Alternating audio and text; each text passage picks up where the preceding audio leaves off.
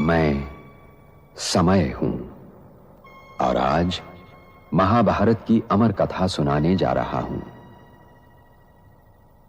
यह महाभारत केवल भरत वंश की कोई सीधी सादी युद्ध कथा नहीं है। यह कथा है भारतीय संस्कृति के उतार चढ़ाव की। यह कथा है सत्य और असत्य के महायुद्ध की।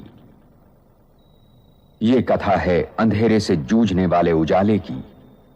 और यह कथा मेरे सिवा कोई दूसरा सुना भी नहीं सकता, क्योंकि मैंने इस कथा को इतिहास की तरह गुजरते देखा है। इसका हर पात्र मेरा देखा हुआ है। इसकी हर घटना मेरे सामने घटी है। कभी हम साकारी रूप में भी वो एक्शन करते हैं और कभी कभी आकारी होकर के उन चीजों को होता हुआ भी देखते हैं। और जब आकारी स्टेज पे जब हम होते हैं तो सारे साक्षी भाव के ही सारे सीन उसको समाते हुए चले जाते हैं। इस अव्यक्त बीच के मध्य जीवक स्टेज पे ही मध्य जीवक, इसके लिए बोला था मन मनाभव और मध्य जीवक। तो ये मध्य का जो सीट है, आकारी स्वरूप है, इस सीट पे सेट होना है। इसमें क्या होता है कि हम मन वचन संकल्पों की जो हमारा शुद्धिकरण है, जो हमारा जो शुद्ध स्वरूप है साक्षी भाव का, वो हमारा दृष्टिकोण यहाँ से देखने को मिलता है। और इसी पे ही हमारा क्या होता है, क्योंकि इस पे से अनकहे जो कि शब्दों में नहीं बनते, जिसको अनकहे जिनको कहा था जिनके शब्द नहीं है और जिनकी कोई जिनको किसको जो बांधे नहीं जा सकते, तो वो रोशनी का दृष्टिकोण हमारे अपने निजी परम स्वरूप, परमात्मा स्वरूप, निराकारी स्वरूप, अखंड स्वरूप, जो कि संपूर्ण सदगुरु भी है, टीचर भी है, बाप भी है, हमारा बड़ा स्वरूप, उसी को बाप का नाम दे दिया गया है। तो वो कैसा है, वो हर एक एक्टर का एक ही है, एक समान है, वो डिफरेंट नहीं है। क्योंकि जो उनकी स्टार्टिंग स्टेज है, जैसे एक शब्द आता है एक्टर, एक्टर एक है, उसको डिफरेंट डिफरेंट जैसे रोल दे दिए, रोल के अनुसार वो पापी भी कहला रहा है, पुजारी भी कहला रहा है, हिंदू भी कहला रहा है, मुस्लिम भी कहला रहा है, सिख भी कहला रहा है। वो रोल के अनुसार है, लेकिन है वो एक्टर। तो इसी तरह से हमारा परमात्मा स्वरूप क्या है, जो निराकारी स्वरूप है, एक है। वो अनेकवाद में भी होता हुआ एक है, एक बात दूसरा ना कोई, एक ओंकार द्वितीय नास्ति। तो उस स्वरूप के साथ में हमारे को अनकहे संवाद, शब्दों वाले संवाद हमारे को वो इमर्ज होते हैं।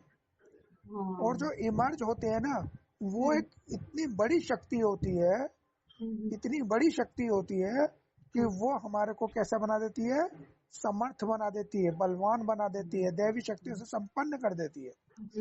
और दैवी शक्तियों के संपन्न इस सीट पे सेट होकर के, साक्षी भव की इस स्मृति की सीट पे सेट होकर के, जब हम साकारी पार्ट जो कि प्रेजेंट काल को दिखाता है कि हम मेल है या फीमेल है, या हमारा कौन सा देह की दुनिया का कौन सा कर्ता का भान में रोल चल रहा है, उसको साक्षी होकर के देखना सिखाता है।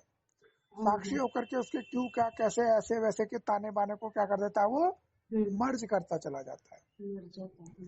तो ये जो अव्यक्त स्टेज है, हनुमान की स्टेज है, ये दैवी स्वरूप की, अर्धनारीश्वर की जो स्टेज है, इस स्वरूप के जब इस स्वरूप की स्मृति आती है, इसी स्वरूप में ही क्या होता है, ये हमारे जो अनकहे शब्द हमारे परमात्मा स्वरूप से हमारे को आते हैं, उनका जब शाब्दिक, उनके जो कुछ रोशनी का, क्योंकि संपूर्णता को तो रोशनी है, शाब्दिक नहीं हो सकते, लेकिन उसका कुछ अंश ही मात्र एक दूसरे को जो अलग अलग दिखाई दे रहे हैं, हम अलग अलग रोल में है, तो हमारा ही रूप ही, लेकिन उसको साकार रूप से हम अलग अलग देख पा रहे हैं कि ये तो शशिकला है, ये शकुंतला है, ये मीना है, ये राजकुमार है, ये मोनू है, सोनू, अलग अलग रूप में देख रहे हैं उसको, लेकिन है तो वो एक ही रूप ना।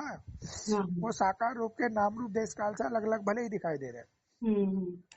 तो अब वहां से उस सीट पे सेट होकर के क्या दिखाई देता है कि ये सब अपने ही रोल है और सब एक्यूरेट रोल चल रहा है, और वो उसकी अनेकता एकता में मर्ज होती हुई चली जाती है। और उन वो जो अनेकता के कुछ भाव जो हमारे को जो संवाद मिल रहे हैं निराकार से, क्योंकि इसी को दूसरे शब्दों में कह दिया गया कि वो बाप बैठ हमें पढ़ाते हैं, बाप कहते हैं, बाबा कहते हैं, वो हमें पढ़ा रहे हैं, बताते हैं, लेकिन वो बताते उनको ही है जो कि इस अव्यक्त स्वरूप की स्टेज में रहते हैं।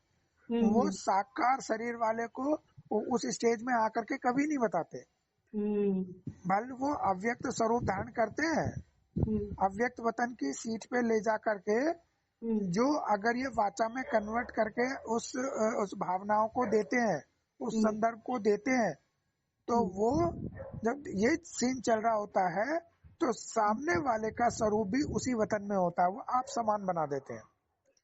आप समान उसी अव्यक्त वतन की सीट पे सेट होकर के ही ये जो रोशनी के शब्द हैं ये उसको देने के सीन बनते हैं। ये कभी साकारी में आकर के साकारी रूप में नहीं दिए जाते, क्योंकि साकारी की बाचाई कैसी होती है, करने कराने की, मैंपन की, अभिमान की, मैंपन की, अनेकवाद की, अहंकारी पने की, कि हम ऊंचे हैं, हम नीचे हैं, हम बहुत बड़े ज्ञानी हैं, हम बहुत बड़े तपस्वी हैं, बहुत बड़े हम पवित्र हैं, बहुत बड़े मतलब हमने सब कुछ त्याग कर रखा है, हमने सब कुछ छोड़ रखा है। तो ये साकारी पना क्या होता है, इसमें पाठ अनुसार अहंकार होता है। लेकिन मैं ही दुर्योधन हूँ, मैं ही अर्जुन और मैं ही कुरुक्षेत्र, क्योंकि महाभारत बनते बिगड़ते रिश्तों और रिश्तों के आधार और जीवन सागर को मथकर जीवन के तत्व और सत्य का अमृत काढ़ने की कहानी भी है। और ये लड़ाई हर युग को अपने अपने कुरुक्षेत्र में लड़नी पड़ती है, क्योंकि हर युग के सत्य को वर्तमान असत्य से जूझना पड़ता है। और जब तक मैं हूं, ये महायुद्ध चलता रहेगा और मेरा कोई अंत नहीं, मैं अनंत हूं। इसीलिए यह आवश्यक है कि हर वर्तमान इस कहानी को सुने और गुने, ताकि वो भविष्य के लिए तैयार हो सके।